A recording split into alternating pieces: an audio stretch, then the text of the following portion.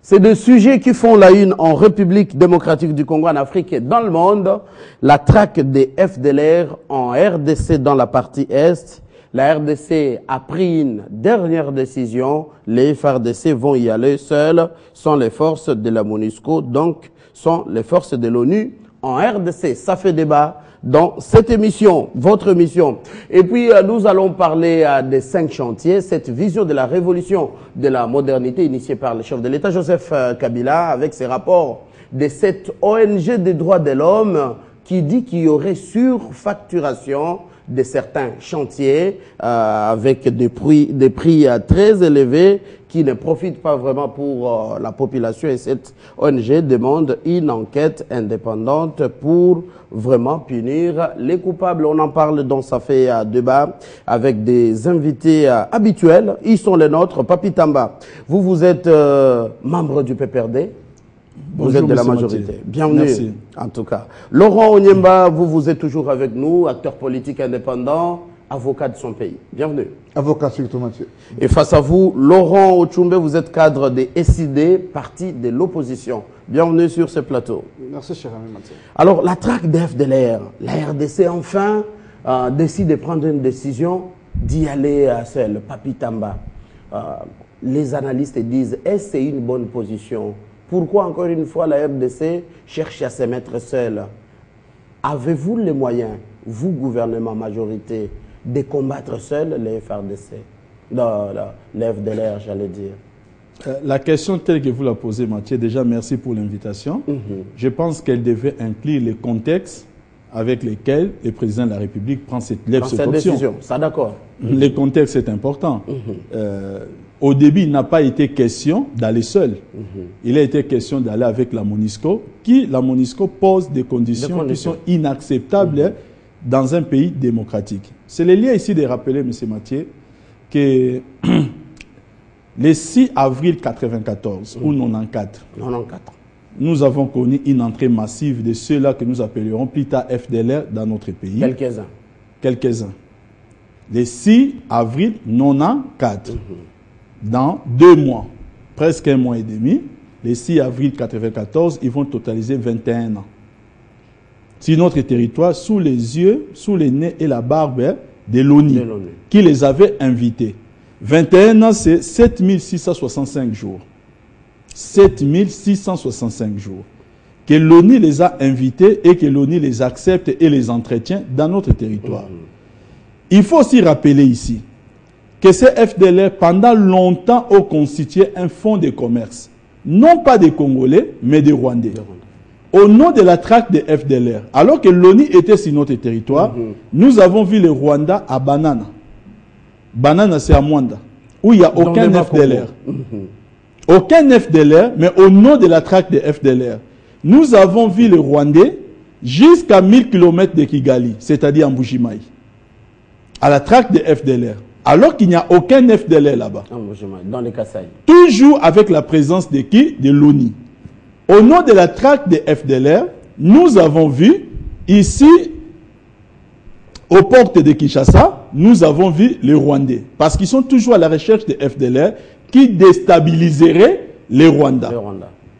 Je dis bien pendant tous ces temps. C'est qui aussi légitime Monique, de leur plus part. tard MONUSCO. Monique, plus tard MONUSCO. Je dis bien plus tard MONUSCO. Toujours sur place. Aucun mot, aucune réflexion. Surtout, je dis bien surtout, non pas c'est ma réflexion, aucune condamnation. Vous savez, M. Mathieu, c'est douloureux lorsqu'on est congolais. Et j'aime souvent les répéter. Il n'y a aucun militaire congolais, depuis 1994 jusqu'à ce jour, qui a investi les Rwandais. Aucun. Il n'y a aucun militaire congolais qui a traqué les FDLR au Rwanda. Aucun.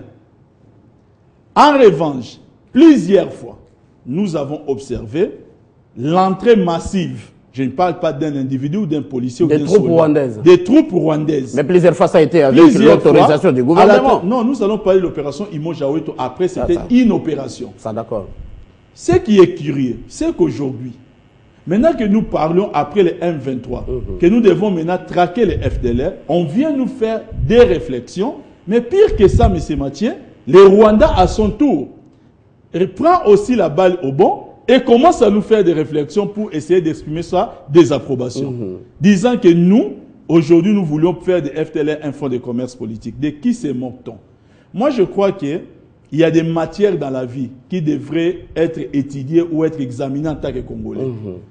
Je pense que lorsqu'on a la fierté d'appartenir à la nation congolaise, on doit aujourd'hui se dire que, après 21 ans, des troupes que vous avez invitées dans notre territoire, qui, il faut le dire, selon les chiffres et les HCR, la toute première semaine que les troupes rwandaises ont investi notre territoire, environ 1 800 000. En 1994, on déplorait déjà plus de 10 000 morts.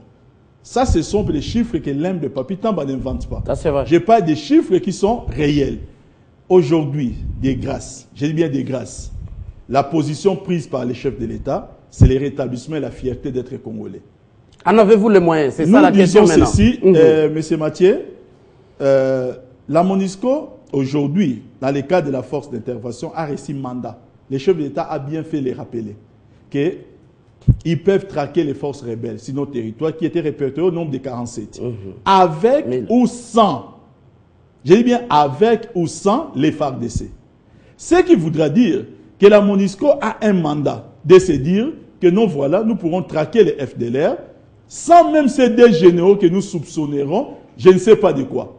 Aujourd'hui, maintenant, on nous pose la question en termes de moyens. La RDC n'est pas seulement qu'un garçon qui est en train de grandir et qui ne vieillit pas. La RDC est en train de grandir et la RDC est en train de vieillir. Je vais rassurer aux Congolais en posant un postulat. Vous savez, c'était le 15 décembre 2012.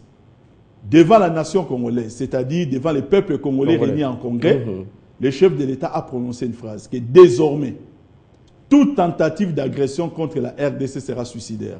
Depuis cette date, jusqu'à aujourd'hui, M. Mathieu, j'aimerais qu'on nous montre une seule débâcle de notre armée. J'aimerais qu'on depuis cette date, qui pour moi marque une rupture. Et aujourd'hui, les M23 qui avaient une force qui était de loin plus importante que ce que nous observons, ce que nous pourrions peut-être imaginer auprès des FDLR, ont été bâtis. Et aujourd'hui, au moment où nous parlons, ces M23 devient peut-être une histoire qui reste un malheureux passé pour notre pays. Je pense que... Rébellion qui a été décorée comme meilleure rébellion au monde, bien organisée. L'M23, battu par les FARDC. Battu par les FARDC en ligne de front. Et aujourd'hui, nous allons remporter cette victoire. Un président de la République qui fait ce genre de déclarations, il a des notes de service sur sa table. Et il doit aujourd'hui connaître la force des frappes de son armée. Ça, c'est une bonne précision. Alors, on analyse sur cette table. Monsieur Laurent, je commence avec vous comme indépendant, avocat. Quelle lecture? C'est juste un problème de nationalisme, d'indépendance, ou la vraie question, c'est de chercher à savoir, la RDC, selon vous, a-t-elle les moyens? D'abord, je vous remercie, Mathieu. Merci chaque fois que vous m'invitez. Je pense que les téléspectateurs, modestement, nous donnent le feedback, que ça passe. Mais je pense, pour moi, humblement, que quand nous analysons des questions d'État, il n'y a pas d'état d'âme. Il n'y a pas de clivage. Je suis contre le clivage opposition-majorité, parce que sur cette table, eh bien, nous parlons des questions d'État. La première des choses, c'est que les moyens, nul ne peut, sur un plateau de télévision, prétendre, s'il faut déjà commencer par répondre directement à votre question, prétendre avoir les moyens. Ceux qui peuvent nous dire si la RDC a les moyens, c'est le chef de l'État, c'est le chef de corps, c'est le ministre de la Défense, c'est le Premier ministre. Mais en déclarant... Mais visiblement, comme analyste politique indépendant, visiblement, quand nous prenons la décision d'aller traquer le FDLR seul, il y a quelques préalables qu'on nommait.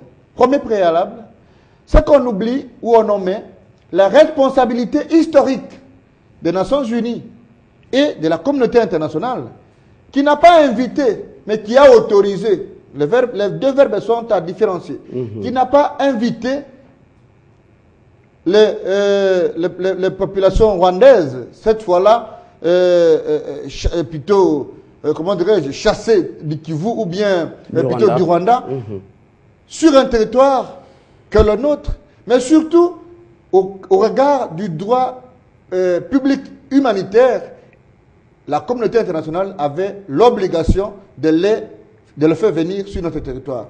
Quant à nous, par la suite, démontrer que nous sommes un État capable d'actionner une diplomatie du répondant, une diplomatie des responsabilités pour dire, au moment où nous prenons la décision, parce que nous avons tendance à revenir sur l'histoire, sans oublier et en omettant des principes de continuité de la chose publique, eh bien, nous ne pouvons plus réveiller Mobutu pour venir répondre à ces choses. Mais aujourd'hui, comme gouvernants, comme gouvernement, nous avons la responsabilité historique de répondre. On peut poser la question au président Kengo, Premier ministre à l'époque. J'en viens.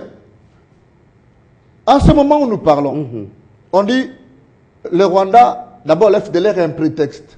Oui, ça relève d'une bonne guerre, d'un État, que d'en faire un prétexte. Mais surtout du côté du Congo, qu'est-ce que nous faisons du prétexte? C'est à ce moment-là que je ne suis pas d'accord avec mon ami Papi Tamba, d'une culture très avancée. Mais cette fois-là, je crois qu'il a oublié que quand il parle du Rwandais à la porte de Mbujimayi, il oublie que c'est en fait derrière une rébellion. On en met ici l'AFDEL, le RCD, le MLC. Mais vous oubliez, je vous ai toujours dit, Papi Tamba, si nous voulons toiletter la problématique du Kivu, il faut commencer par la rébellion de l'AFDEL. Alors, avec la rébellion de l'AFDEL, on en vient à la question du RCD, qui n'a qu'à été qu'une revendication, n'est-ce pas, d'une partie de l'AFDEL. Revenons au FDLR, 21 ans. Je vous explique, Mathieu. Parce que Papi Tamba parlait justement de ce Rwandais-là. Moi, je ne suis pas Rwandais, je ne défends pas les Rwandais. Nous sommes à 94. J'analyse aussi la responsabilité de Congolais dans tous les cheminements, n'est-ce pas, du processus rwandais. De l'une ou de l'autre manière, il y a eu la participation du Congolais dans le prétexte de Rwandais. Rappelez-vous, je l'ai toujours dit sur ce tableau, il y a eu Amani, il y a eu Umoja. Vous voulez me dire que les Rwandais ont signé eux-mêmes, du côté du Congo comme du côté du Rwanda, l'entrée des Rwandais pour le Congo. Mais aujourd'hui, parlons-en, Mathieu. La décision du chef de l'État, elle est très bonne. Ça relève, n'est-ce pas, du pouvoir régalien d'un État, de la responsabilité, de la souveraineté. Mais que je voulais répondre directement à votre question. Le Congo, aujourd'hui, même si nous avons des moyens, mais nous ne pouvons pas prétendre mener à bon port cette opération sans l'implication de la MONUC. Et pourquoi? Ou de la MONUSCO. Non, je donne la justification. Vous avez la parole. Vous savez que la MONUSCO a des engins. La MONUSCO a une technicité très avancée. Même aux élections de 2011, Mathieu, je pensais que... les élections, c'est pas... Il faut faire la différence entre organisation des élections et traque. Non, je vous dis ceci. Des gens armés. Regardez les textes qui ont institué l'avenue ou la présence de la MONUSCO dans notre pays. Vous allez vous représenter que nulle part il n'est prévu qu'ils peuvent nous accompagner techniquement pour les élections. Et vous avez vu qu'il y a des hélicoptères qui nous ont aidés à déplacer, même en période électorale, des kits. Mais aujourd'hui, la technicité militaire de la MONUSCO n'est pas négligeable. Et donc, une opération que nous pouvons mener, de logistique. Une opération que nous pouvons mener dans 10 ans, et plutôt dans 10 mois, eh bien, avec la MONUSCO, nul n'est censé l'ignorer, on peut la mener en une semaine. Aujourd'hui, j'ai toujours proposé, si la MONUSCO compromet la présence de nos deux généraux, j'estime humblement, par souci de justice et d'équité, que ce sont des partenaires. Nous pouvons dire, ok, on appelle tel général, on appelle tel autre général, on dit, la MONUSCO, vous êtes des partenaires, amenez-nous vos preuves que ces deux généraux sont victimes ou plutôt auteurs de telles infractions. À ce moment-là, nous continuons l'opération. Je vous pose une petite question. Pourquoi c'est la RDC qui doit aller? Donnez-nous les preuves. Pourquoi pas la MONUSCO ne devait pas venir avant avec? Voici les gens que vous avez nommés, voici ce que nous avons contre eux. Mathieu, la MONUSCO, c'est une mission de la communauté internationale. Ce que nous ne comprenons pas. Ce qui veut dire? La communauté internationale fonctionne sur base de feedback diplomatique et par compétence de diplomatie. Et donc, si nous ne voulons pas comprendre cet aspect des choses, rassurez-vous que nous sommes allés un peu plus loin et nous sommes en phase d'échéance électorale. Je ne veux pas que tous ces mécanismes soient un prétexte pour des positionnements des uns et des autres par rapport à ça. C'est un autre et donc, débat. je termine en disant pour moi, humblement, que la décision elle est très bonne, mais que j'estime qu'aujourd'hui, le Congo ne peut pas y aller seul. Et cela ne dit pas que je méconnais les capacités qui sont dans l'armée. Nous avons chanté sur ce plateau le travail du général Olenga. Nous avons pleuré Mamadou, nous ne pouvons pas méconnaître. Mais il faut dire que la main vous ne citez que Olenga et Mamadou.